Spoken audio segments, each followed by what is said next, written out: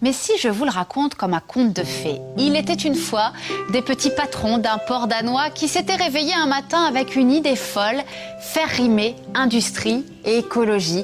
Ils décidèrent de marier leurs usines entre elles pour que les déchets de l'une soient réutilisés par l'autre comme source d'énergie.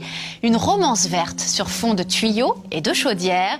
Aujourd'hui, le modèle de Kalundborg, c'est le nom de la ville, est admiré dans le monde entier. Lise Thomas Richard.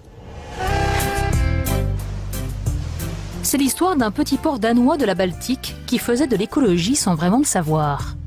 À une centaine de kilomètres de Copenhague, les habitants de Kalundborg fêtent aujourd'hui le solstice d'été. Derrière eux, un gigantesque parc industriel, un site exemplaire. Tout a commencé dans les années 60, avec la construction de la plus grosse raffinerie de pétrole du pays et d'une centrale électrique. Pour transformer le pétrole brut en essence, la raffinerie a besoin de beaucoup d'eau douce. Problème, les ressources du fjord sont limitées, les nappes phréatiques pas infinies. Seule solution, si la raffinerie veut augmenter sa production, pomper l'eau de ce lac, à 12 km. La municipalité accepte, à une condition, réutiliser l'eau pour refroidir la centrale qui elle aussi veut s'agrandir et elle aussi a besoin d'eau. En échange, la centrale, qui génère beaucoup de vapeur, va en vendre à la raffinerie pour une somme modique. Elle servira à chauffer le pétrole pour le fluidifier. Grâce à ce système, la raffinerie de pétrole réduit de 15% ses dépenses énergétiques et la centrale électrique de 80% sa consommation d'eau. Et Valdemar Christensen est fier, très fier. Car à l'époque, c'est lui qui dirigeait la centrale. Et c'est donc lui qui a été à l'origine du projet. Regardez, on avait fait la couverture. Quand je regarde ça, mon cœur s'emballe encore. À l'époque, le projet avait fait couler beaucoup d'encre. C'était comme une nouvelle révolution industrielle. Normalement, ça ne se faisait pas de communiquer entre entreprises sur la gestion des déchets industriels. On les cachait. Mais on s'est assis à une table et on s'est dit « Regardons ce qui est perdu et ce qui peut être de nouveau utilisé ». Ce n'était pas si innovant que ça, c'était juste du bon sens.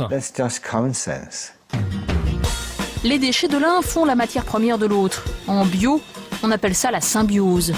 Rappelez-vous, c'est comme la petite histoire de la fleur et de l'abeille. L'abeille a faim, la fleur a besoin qu'on transporte son pollen. L'union des deux permet la reproduction de l'espèce. Un rapport gagnant-gagnant qui va inspirer les patrons d'usines. Un nouveau concept est né, la symbiose industrielle. Toutes les personnes qui travaillaient dans ces entreprises se sentaient mieux. On n'était plus considérés comme des pollueurs. On était actifs, dynamiques. Ça a créé une bonne atmosphère. Mais ce n'était pas seulement par amour pour la nature. Il y avait aussi et surtout un intérêt économique. Car en réduisant leur facture d'énergie, les entreprises étaient évidemment plus rentables. Du coup, d'autres industries se sont greffées sur le modèle, comme l'usine pharmaceutique Novo, première fabricante mondiale d'insuline et d'enzymes. Dans les années 70, boom économique oblige, elle aussi doit s'agrandir. Pour fabriquer de l'insuline, elle a besoin de chaleur pour stériliser ses installations.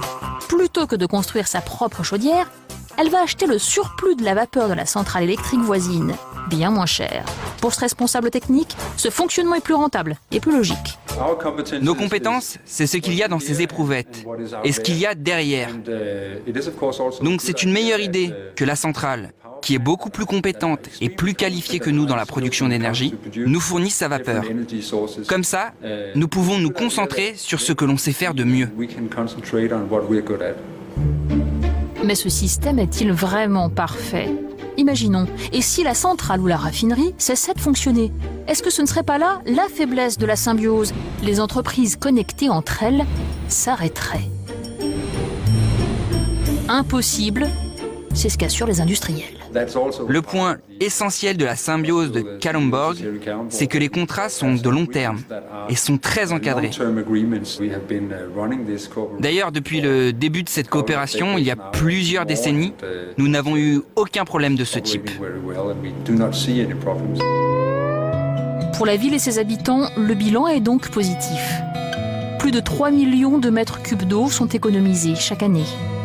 L'écosystème naturel est préservé. Et depuis, cet ingénieux système de vases communicants s'est étendu à toute la ville. On dénombre aujourd'hui plus d'une vingtaine de liens entre les différentes usines de Kalundborg. Et vous allez voir, ça concerne les gros comme les petits industriels. Devinette. Quel est le rapport entre des retraités, un fabricant de plaques au plâtre et un éleveur de cochons? Vous vous en doutez, les trois participent à la symbiose. Retournons à la centrale électrique. Concentrez-vous bien, c'est un peu technique. La centrale fonctionne au charbon, une technologie pas très écologique, car une fois consommé, ce charbon dégage non seulement du dioxyde de carbone, mais aussi du dioxyde de soufre dans l'atmosphère, un gaz très toxique. Pour le neutraliser, dans la centrale, on a donc construit cette unité de désulfuration. En mélangeant le charbon avec de l'eau et du calcium, on obtient du gypse, un minéral qui sert à fabriquer du plâtre. La centrale en produit 5 tonnes par heure. C'est meilleur pour l'environnement, car on n'envoie plus de soufre dans l'atmosphère. Et puis c'est utile à d'autres, tout en nous permettant de gagner de l'argent en le revendant. Sans cela, on serait obligé de payer pour le stocker quelque part. Du gypse, c'était justement ce que cherchait cette entreprise voisine, qui fabrique des plaques de plâtre. Avant, elle importait du gypse naturel de carrière situé à l'autre bout de l'Europe. Mais quand elle a pu le remplacer par celui de la centrale, elle a sauté sur l'occasion. Ça, c'est le gypse espagnol. La roche est très grosse. On était obligé de le moudre avant de l'utiliser et c'était coûteux en électricité. Dans ma main droite, c'est le gypse de la centrale. Le matériel est beaucoup plus fin, on économise en transport, mais aussi en énergie. Rien ne se perd, tout se transforme, la formule est connue, mais ici, elle est vraiment appliquée. Si on se résume donc, on pourrait presque dire que les murs en plâtre des maisons de Kalundborg sont en partie faits avec de la fumée de la centrale. Mais il n'y a pas que les murs. La vapeur de cette fumée va aussi fournir du chauffage aux habitants. C'est là qu'on en vient au cas de notre retraité. Comme la plupart de ses concitoyens, il a choisi ce système de chauffage sans odeur de mazout. Avant, j'utilisais 2000 litres de fuel, mais j'avais beaucoup d'entretien. Maintenant, c'est plus pratique, car j'ai très peu d'entretien. Je dois juste ajuster ça pour régler la température des chambres. C'est très facile. La vapeur permet de chauffer toute la maison pour une facture d'environ 1 600 € par an. Mais ce n'est encore pas tout. La symbiose est tellement omniprésente à Kalundborg qu'on la trouve même dans les assiettes. Prenez cette côtelette. Eh bien, elle est liée à la production d'insuline. Explication. Dans son processus complexe de fabrication, l'usine pharmaceutique utilise des levures et des matériaux organiques. Leurs résidus sont ensuite transformés et revendus à des agriculteurs.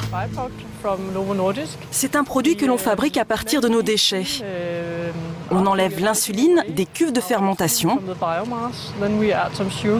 On ajoute du sucre et des bactéries d'acide lactique. Ça devient un très bon produit pour les cochons. On y trouve autant de protéines que dans le soja. 26 éleveurs profitent ainsi de cette manne. Dennis Gormson dirige un élevage intensif de plus de 20 000 porcs. 2 fois par jour, il leur sert ce mélange, 80% d'orge et 20% du produit fourni par l'usine pharmaceutique. Les cochons, paraît-il, adorent ça. Quant à Dennis, il a réduit sa facture de nourriture d'1 tiers. J'ai beaucoup moins de dépenses depuis que j'utilise ce produit, car avant, je devais acheter du soja importé d'Amérique latine. C'était plus cher, car il fallait payer les frais de transport. Des porcs nourris avec des déchets pharmaceutiques. Ça sonne pas très bio tout ça. Mais ça n'inquiète pas notre éleveur. Non, je trouve ça très naturel. C'est un bon produit, ça ajoute de la protéine. Sans cela, la nourriture est trop acide. Les cochons ne la mangeraient pas. Tout serait donc bon dans ces cochons. Alors, résumons-nous. La symbiose industrielle, c'est donc la raffinerie qui envoie de l'eau à la centrale, qui distribue du gaz à l'usine de plaques au plâtre, puis de la vapeur à la ville et aussi à l'usine pharmaceutique, qui, elle, donne ses déchets aux cochons et aux fermiers, qui ensuite donnent leur paille à une usine bioéthanol, qui est ensuite utilisée de nouveau par les fermiers. Bref, ça peut paraître un peu compliqué. Mais ça contribue beaucoup à protéger l'environnement de notre chère Terre. Car le bilan de la symbiose est sans appel. 20 000 tonnes de pétrole en moins par an. 75 000 tonnes de dioxyde de carbone en moins dans l'atmosphère. Et 160 millions d'euros d'économies depuis le début de l'aventure. Mais au fait, si ce modèle est si parfait, pourquoi ne pas le cloner partout sur la planète ? Réponse avec le directeur technique de Kalundborg. Tout serait affaire d'échelle. La ville est petite et ce serait précisément là la clé de son succès. Ici, les usines sont très proches les unes des autres. Et il n'y a pas de barrière entre les dirigeants des entreprises. Ils se connaissent, ils discutent ensemble, et c'est grâce à ça qu'ils ont pu fonder ce modèle. Et voilà comment la petite ville de Kalundborg est aujourd'hui devenue une destination phare du tourisme industriel. Elle est étudiée dans les plus grandes universités, et de nombreux pays asiatiques se sont intéressés à ce modèle d'écologie industrielle.